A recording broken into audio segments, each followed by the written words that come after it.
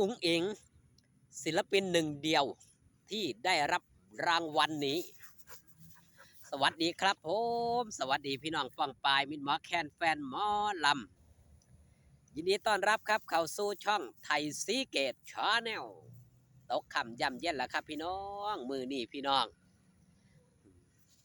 สวัสดีไปยังแฟนคลับ FC ลาหน่อยอุ๋งอิงแฟนคลับ FC สาวหน่อยเพชรบันแพงสู้ขู่สู้คนเด้อครับเด้อคิวการคิวงานมือนี่เล่นทั้งกำอำเภอ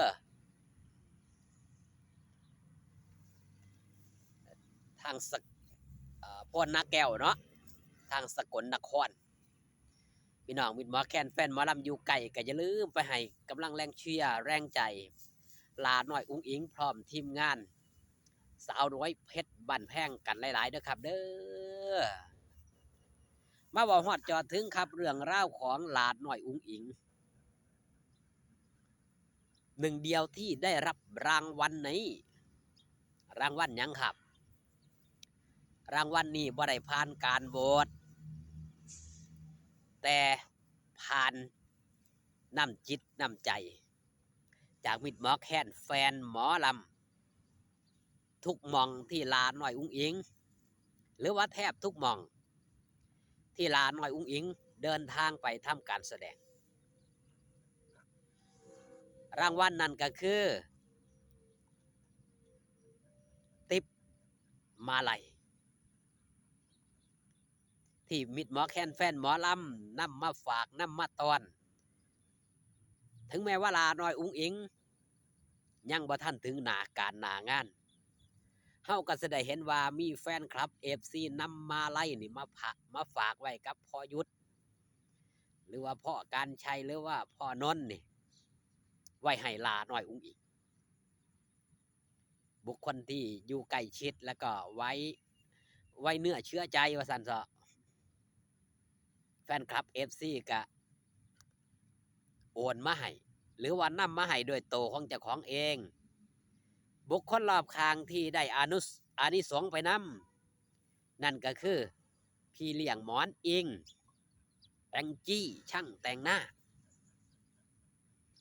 นี่ก็คือได้รับอานิสงส์จากลาหน่อยอุ้งอิงและคนฝากก็ยังได้รับอานิสงส์ไปนำคือกันครับนั่นคือ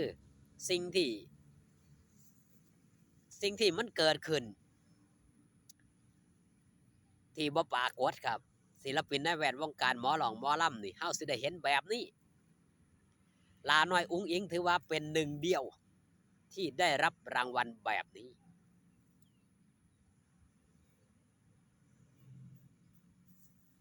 สิ่งที่มันปรากฏขึ้นคือหยังครับสิ่งที่มันปรากฏขึ้นนั่นก็คือความหักความแพงความไว้เนื้อเชื่อใจของมิตรหมอแคนแฟนหมอลำที่มีให้ต่อคนรอบข้างแล้วคนรอบข้างลาน้อยอุ้งอิงถ้าผู้ใดครับมีความซื่อสัตย์มีจิตใจบริสุทธิ์ก็สิมีความเจริญเติบโตหรือว่าได้รับอานิสงส์มากมายจากผลพ่วงของหลาหน่อยอุ้งอิงไปนะอย่างเช่นพ่อยุทธเห็นบ่ครับแฟนคลับ FC นำเงินมาฝากกับพ่อยุทธก็สิได้อานิสงส์ไปนำฝากกับพ่อการใช้ก็ได้อานิสงส์ไปนำทีละเล็กทีละน้อยถือว่าหลายๆบุคคลครับที่อยู่รอบข้างนี่อาศัยบารมีของหลาหน่อยอุ้งอิงลาหน่อยอุ้งอิงนี่ถือว่าเป็นบุคคลที่มีบารมีมีบุญแล้วก็เผยแผ่บุญไปให้กับคนรอบข้างพอให้ได้อานิสงส์ไปนำนั่นคือความเป็นจริงที่มันเกิดขึ้นตลอดระยะเวลา2 ปีเกือบสิ3 ปีแล้วครับนี่เหลืออีกบ่จักมือประมาณ1 เดือนเนาะตีประมาณ1 เดือน ก็สิครบรอบ3 ปีที่หลาน้อยอุ๊งอิ๋งได้มายืนอยู่บนเวทีสาวน้อยเพชรบ้านแพงหรือว่ามาสังกัดอยู่ในสาวน้อยเพชรบ้านแพงนั่นคือความเป็นจริงอีก1 เดือนประมาณวันที่15 มกราเนาะตีไปเป็น1 เดือนตลอดระยะเวลาเกือบ3 ปีมานี้ครับหลาน้อยอุ๊งอิ๋งนี่สั่งสมบารมีแล้วก็เผยแผ่บารมีไปกับแฟนคลับ FC มากมายช่อง YouTube มากมายที่ได้รับอานิสงส์ผลพลอยได้ไปกับหลาน้อยอุ๊งอิ๋งอย่างส่องเสียนนท์ส่องมีการเติบโตมีผู้ติดตามมากมาย4-5 แสนนี่ก็ย้อนหลาน้อยอุ๊งอิ๋งปฏิเสธบ่ได้ครับส่องพอการใช้กระเชกเช่นเดียวกันหรือว่าอีกหลายๆช่องก็ตามแม้แต่ช่องนี่นะไทยสีเกตชาแนลก็เช็คเช่นเดียวกันครับได้รับอานิสงส์ผลบุญจากหลาน้อยอุ๊งอิ๋งเช็คเช่นเดียวกันเว้าเรื่องเล่าเกี่ยวกับหลาน้อยอุ๊งอิ๋งแฟนคลับ FC หลาน้อยอุ๊งอิ๋งก็มาให้การสนับสนุนมาซอยเบิงซอยแย้งส่วนหนึ่งก็เป็นแฟนคลับ FC หลาน้อยอุ๊งอิ๋งไปนำครับถ้าบ่ได้เป็นแฟนคลับ FC เฮาก็บ่ได้สามารถสินำเรื่องเล่าหรือว่าเหตุการณ์ต่างๆที่หลาน้อยอุ๊งอิ๋งเคยพบเคยพ้อมาเว้าสู่พี่สู่น้องฟังได้แม่นบ่ครับถ้าเฮาบ่ได้ให้ความสนใจเฮาให้ความสนใจย้อนเฮาเป็น FC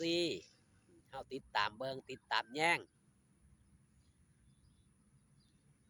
นั่นคือสิ่งที่มันเกิดขึ้นกับหลายๆผู้หลายๆคนโดยเฉพาะแฟนคลับ FC และหนึ่งเดียวที่มันเกิดขึ้นที่ได้รับรางวัลแบบนี้เผยแผ่อานิสงส์แบบนี้นั่นก็คือหลาน้อยอุ๊งอิ๋งหนึ่งเดียวในโลก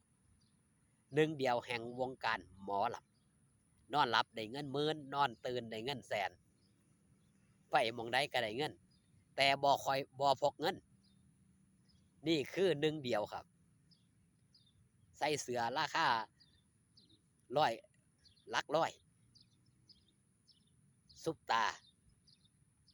เพชรชาวดินของจริงของแท้เอาสำหรับคลิปนี้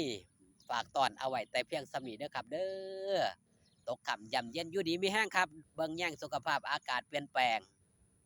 พอกันคลิปหน้าสบายดีครับผม